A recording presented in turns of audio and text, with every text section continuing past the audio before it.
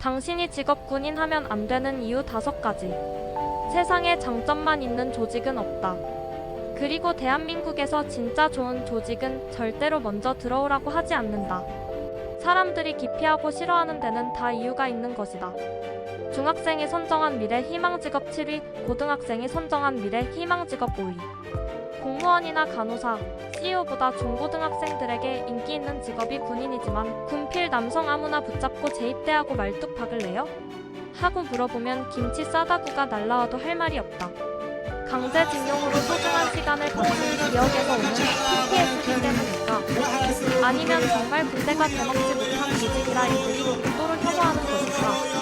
높은 연봉과 최강 복지 그리고 넘쳐흐르는 가치를 보유한 직업이지만 이면에는 무시하고 넘길 수 없는 단점들이 존재한다.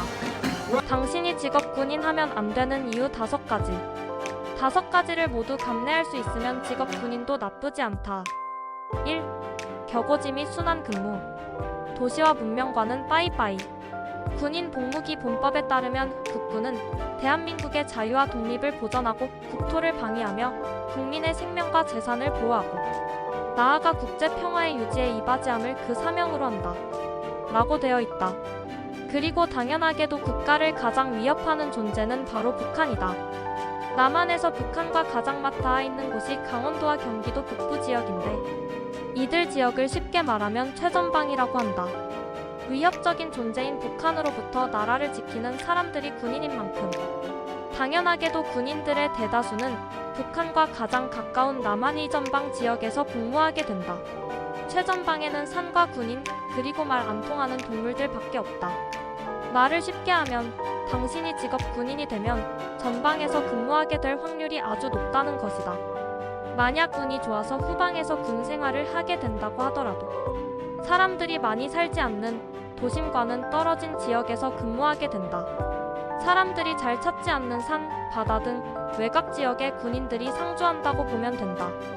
물론 국방부 등 도심 한가운데에서 일하는 군인들도 소수 있지만 그 주인공이 당신을 아닐 것이다. 순환 근무가 주는 피로감도 있다. 장교는 1-3년에 한 번, 부사관은 5-10년에 한 번 부대를 옮겨야 하는데 부대 배치는 원칙적으로 랜덤이고 그 범위가 전국이기에 오늘 부산에서 일하던 내가 내일은 최전방에서 일을 하게 될 수도 있다. 어린 시절 군인 자녀인 친구가 갑자기 이사를 간다고 한 기억이 있다면 이 때문이다. 인생의 꽤 많은 시간을 오지에서 보내야 하고 그마저도 한 곳에 머무를 수 없는 운명을 받아들이지 못한다면 직업 군인은 당신에게 맞지 않는 선택이다. 2. 군대 문화와 높은 업무 강도. 그만한 돈을 주는 데는 다 이유가 있다. 군대식 문화라는 말이 있다. 군기를 잡고 딱딱한 말투를 강요하며 상명하복의 철저한 계급 체계로 구성되어 있으며 숨도 못 쉴 정도로 답답한 조직을 뜻한다. 그런데 군대는 군대식도 아니고 그냥 원조 군대 문화다. 지금이야 똥군기, 철저한 상명하복 정도는 많이 없어졌다고는 하지만 조직의 특성상 그 문화가 어디 간 것은 아니다. 아직까지도 윗사람의 무리한 요구에 이의를 제기할 수 없는 까라면 까와 문명인의 머리로는 도저히 이해할 수 없는 기상천외한 업무 지시까지 이를 문화라고 표현한 것 자체가 넌센스다. 이런 광경이 없어진 지 10년 정도 밖에 안 됐다.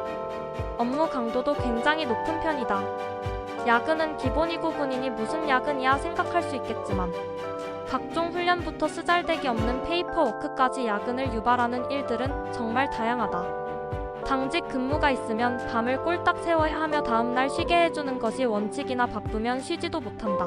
육체적으로도 상당히 피로하다. 매일매일 운동을 하기에 운동을 못하는 사람에게는 고역이며 체력 단련 이상으로 침묵. 도모이 사람에게 잘 보이기 위한 단체 운동을 자주 한다. 잦은 훈련과 야간 근무로 같은 나이인 다른 직장인 대비 10년은 더 늙어 보인다. 밤이슬 맞는 직업군이 빨리 늙는다는 속설이 있다. 군에서 만난 모 특전사 출신 간부는 다시 태어나면 특전사에 가지 않을 것이라 답했다. 특히 최근 가짜 사나이의 유행으로 특전사, UDTSAL 등 특수부대에 대한 관심이 높아지고 있는데 이들 부대에서 1020년 이상 근무한 사람들이 말년에 고생하는 경우를 많이 봤다. 디스크를 달고 산다던가 무릎이 항상 시리다던가. 왜 가짜 사나이 출연진들이 510년 정도만 군 생활을 하고 전역했나 잘 생각해보자. 답답한 조직 문화가 주는 압박감도 상당한데 여기에 맞물려 정신적, 육체적 노동까지 합치면 그만한 연봉과 복지 혜택을 주는 것이 이해가 간다. 3. 매우 낮은 직업 안정성. 말뚝이나 박을까? 는 옛말. 일반직 공무원, 교사 같은 직종은 가늘고 길게 가는 직업으로 인기가 많다. 연봉이 높은 편은 아니지만 정년이 보장되어 있기 때문이다. 반면 직업 군인 특수직 공무원에 속함은 같은 직급의 공무원보다 연봉이 높지만 직업 안정성은 현저히 떨어진다. 정년 보장이 되지 않기에 그렇다. 직업 군인의 정년은 보장이 아니라 갱신에 가깝다. 진급이 되지 않으면 전역을 해야 한다. 50대까지 직업 군인으로 일하려면 부사관은 상사, 장교는 중령 이상을 달아야 하는데 특히 장교는 높은 계급이 될수록 다음 계급 진급 확률이 현저히 떨어진다. 비육사 기준 소령 중령 진급 확률이 10% 내외. 정년뿐만 아니라 당장 직업 군인이 될 수 있을지도 불투명하다. 직업 군인의 정확한 정의는 장기 복무 10년 이상 복무를 할 수 있게 군에서 선발하는 제도 선발이 된 인원을 지칭하는 말인데 경쟁률이 51 정도로 치열하다. 장기 복무 선발이 안 된 군인은 직업 군인이 아니라 그냥 간부일 뿐. 이 장기 복무가 바로 말뚝을 박는다는 뜻. 가끔 뉴스에 나오는 부대 개평감 주간.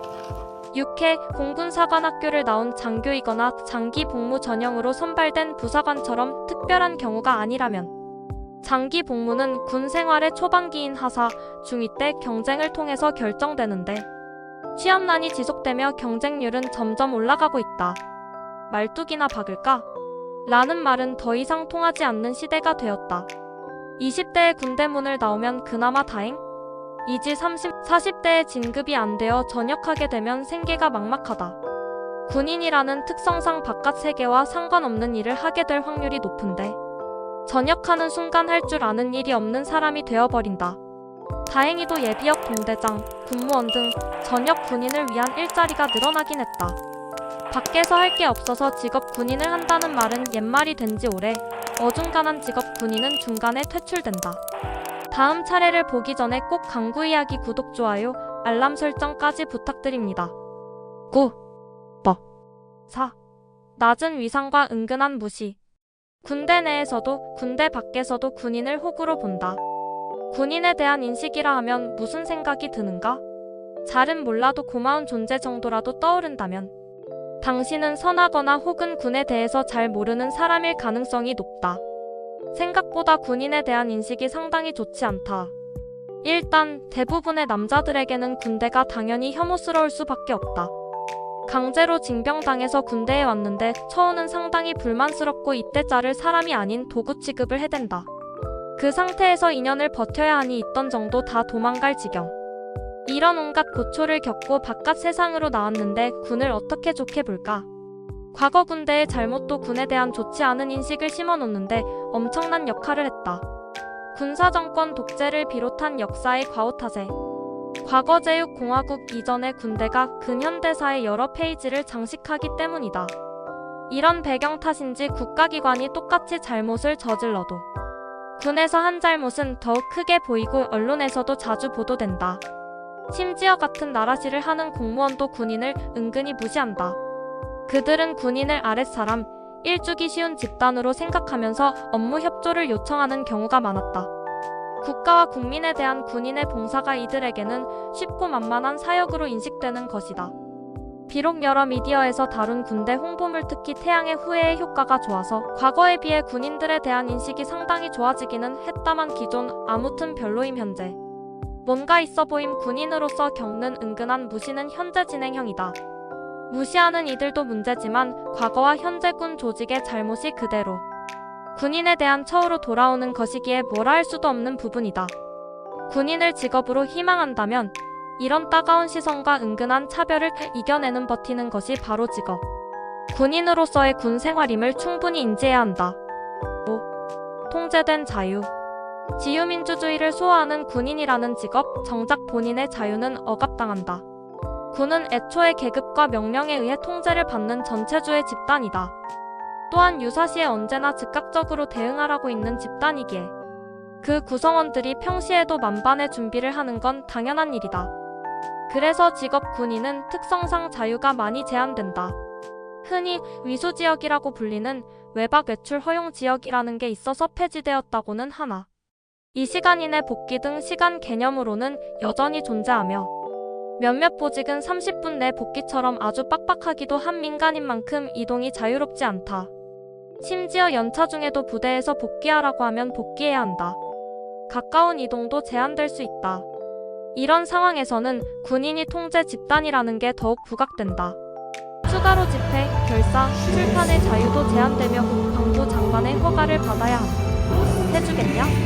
SNS 활동이나 블로그 활동도 감시를 받아야 하니 직업 군인을 생각하는 사람은 이런 통제를 모두 견딜 수 있는지 잘 생각해보고 지원하자. 가장 대표적인 사례로 군인이면 인터넷 방송을 못한다. 이런 유튜브 영상도 만들 수 없다. 군복을 입으려는 자 그 모순을 견뎌라. 견딜 수만 있으면 직업 군인은 괜찮은 직업. 온갖 모순을 이겨내는 것이 바로 군 생활이다. 온갖 사례가 가득하지만 이런 일들을 종합해보면 결국 관통하는 키워드는 모순이었다. 취업이 어려워 군대에 왔는데 군대에서 살아남는 것도 어렵고 군인이 차별받는 것도 알고 보면 과거와 현재 군대가 못된 짓을 했기에 그렇고 위수지역 항상 강조하는 상급자는 정작 비상상황 터지면 제 시간에 복귀 못하고 그 뒤처리는 내가 하고 그런 모순을 이겨내고 묵묵히 소임을 다하는 선, 후배 그리고 동기들이 현재도 군에서 나라를 지키고 있다. 이들이 애국심에 불타서 국가와 국민을 지키겠다는 사명감이 투철해서 군 생활을 하는 것보다도 그런 모순들을 참고 견뎌낼 능력이 있기에 지금도 군 생활을 하고 있다고 생각한다. 알고 보면 괜찮은 직업, 그러나 다시 보면 생각해 볼 부분이 많은 직업 군인. 좋은 것만 쓰면 미화고 나쁜 것만 쓰면 비난이니. 끝.